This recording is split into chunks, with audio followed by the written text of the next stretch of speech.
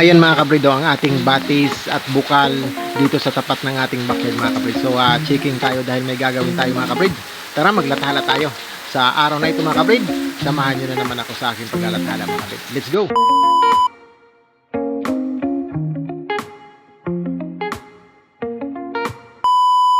So magandang araw mga kabrid, magandang araw po sa inyong lahat. Ito for today's video mga kabrid. For today's video po ay ang ating pag-update sa ating backyard na naman mga kabrid. So ang video na ito ay ukol po sa paglalathala tungkol sa sitwasyon ng ating backyard mga kabrid. Pag ganitong wala pong tigil ang ulan mga kabrid, tayo ay may mga ginagawa pa rin sa ating backyard, yung mga resourceful nating ginagawa mga kabrid. So tara samahan niyo ako, baba tayo sa ating munting ating munting taniman mga kabrid. So hindi ko inaalis, marami ng damo, hindi ko pa nililinisan mga kabrid dahil nakakatulong ang mga damo-damo na yan kahit pa paano sa pag-hold ng lupa, kasi ang lugar natin mga kabrid isa pa islanting.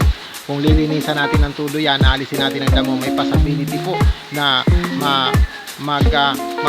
bumaba ang mga lupa mga kabrid. So ayan mga kabrid, checking sa area natin, ayun o, lugar natin, bundok talaga mga kabrid, bundok talaga ang nakikita nyo mga kabrid. So pataas yan, babang baba to, papunta tayo sa ating pupuntahan na pakay na batis.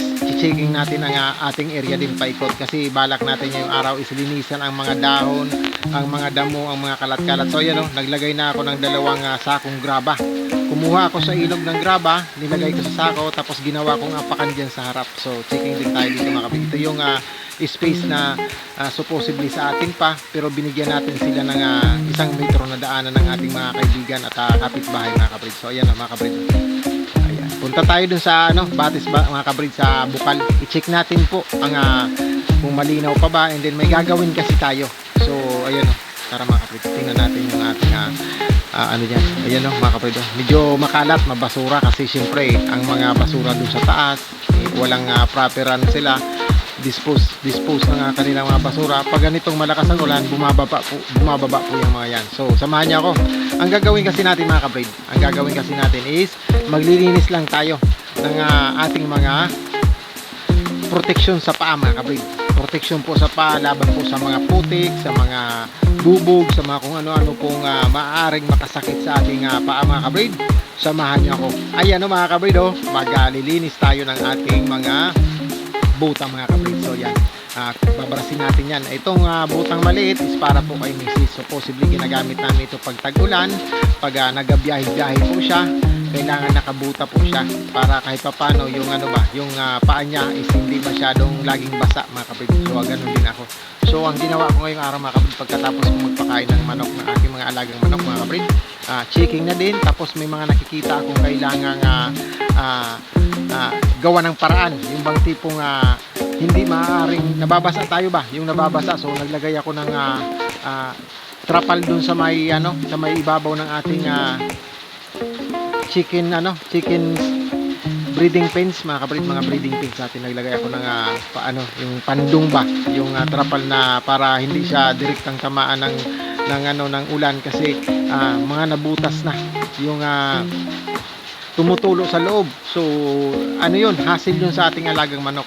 Iniiwasan natin yung lapagan, lakaran ng manok natin sa loob ng breeding pen is basa mga kabrid. Antimano magkakaroon ng negatibong epekto yun sa ating mga alaga. Mostly magtataka sila dahil bakit nagkakasakit ang manok, nagkakaroon ng sipon at halak kahit wala namang nasa breeding pen, is because of mga kabrid, basa yung kanilang apakan mga kabrid. So na-absorb ng ating mga manok ang lamig mga kabrid galing sa basang lapagan. So ayan mga kabrid, linis-linisin lang natin. Itong ating video mga kabrid, isa premiere na naman, premiere videos ang gagawin natin. Tapos tamang lang tayo, tamang flex, wala tayong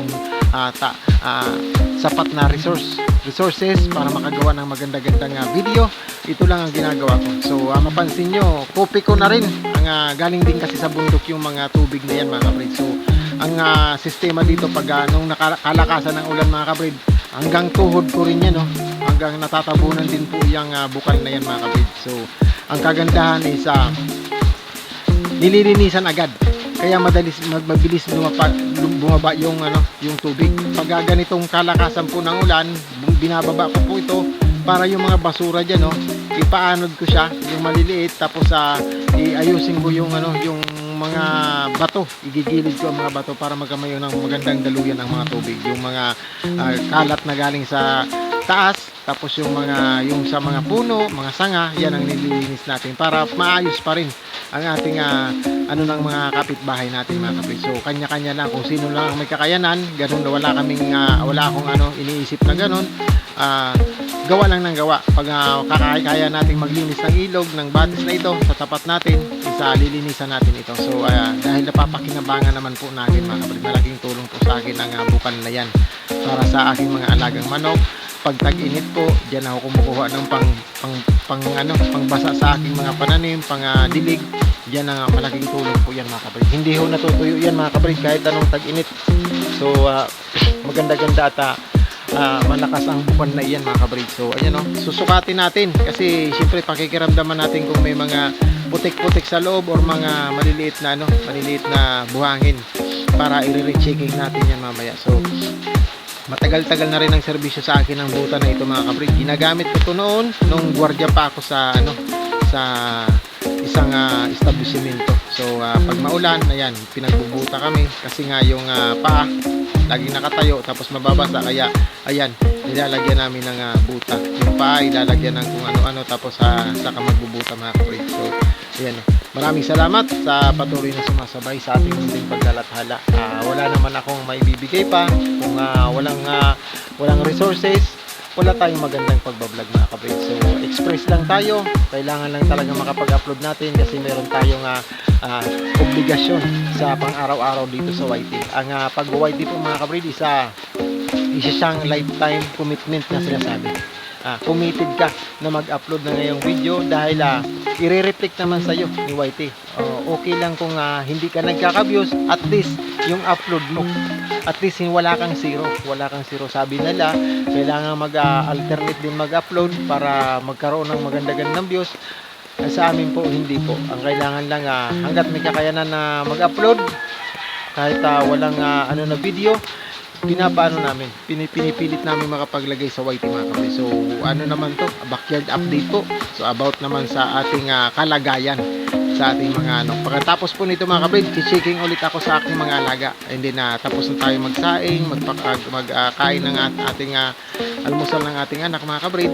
Ayan na tayo, galaw na ng galaw. So medyo paulan tayo mga kapatid, medyo nagpapaulan tayo kasi nga in case na babasa talaga tayo kapatid, gagalawin pa kasi natin yung backyard. Ayusin pa natin, titingnan natin ang pwede pang magawa doon para hindi masyadong yung backyard natin, yung bang tipong madaming basura or madaming kalat or madaming yung mga magtutumbang puno, kailangan tanggalin ang mga dahon. Yung mga mayayabong na damo, kailangan bawasan mga kabrid. So tara, samahan niyo ako. Pagkatapos po nito mga kabrid, pupuntahan na natin ang ating backyard mga kabrid. Balik ko lang to, patuyuin ko lang to mga kabrid. Tapos didiretso na tayo dun sa ating pangalawang target mga kabrid, ang pag-checking sa buong backyard natin. So tara, samahan niyo ako. Ayan, medyo madungis pa rin ang ating buta kasi lang naman to, iaapak naman sa lupa ulit. Tapos ang importante lang yung loob, talagang maging malinis ang loob mga kabrid. So ayan, tara, backyard po mga kabrid ang pupunta naming backyard. So nagdala ako ng payong kasi yung cellphone natin is maaaring masira na naman dahil sa ka-YT natin mga kabrid. So ayan, checking ulit, tingin-tingin sa ating munting taniman kung ano-ano yung makikita nating damo. Baka mayroong makahiya na masakit sa paa, yun ang kailangan hindi natin payabungin. Ang pinapadami natin sa ating backyard is yung Carabao grass mga kabrid, padamihin natin. So tara, napatuyo ko na, balik na tayo, checking na tayo sa ating backyard mga kabrid. So nung nakaraan nakapaggulay kami ng mga kangkong, may tumutubong kangkong dyan, nakapaggulay kami ng talbos ng kamote, dahon sili, saging. Ayan, chinecheck namin mga kabrid. So napapakinabangan yung natin, yung dati noon na iniisip natin na kailan kaya ito magdadami, mapapatubo ko kaya ito mga kabrid. So ayan na sila mga kabrid, yung mga kamuting kahoy, payabong na natin. Pwede na naman na tayong magulay kung gugustuhin ni commander natin na magulay. Mag-ano na naman tayo ng talbos, marami-rami yan. So ayan ang puno ng chesa mga kabrid. So basang-basa, kailangan dahan-dahan tayo mag-apa kasi puti adobe na na sobrang lambot na, kaya malalambot ng lupa dito mga kabrid. Kaya sabi ko, magbawas ako ng ng mga dahon ng nyug. Ayan oh, dahon ng pala, ng saging. Ayan mga kabrid. Ayan yung may bunga natin na isa mga kabrid. Yan yung isa nating may bunga pa. Kasing edad din nun. Kasi dalawa yung sabay bunga mga kabrid. So ayun siya oh. Isang bulig na naman mga kabrid. Isang bulig ng saging mga kabrid. Ano na yan, maniba lang na mga kabrid. So kasabayan yan nung binaba natin. Kaya yun, patumba na naman siya.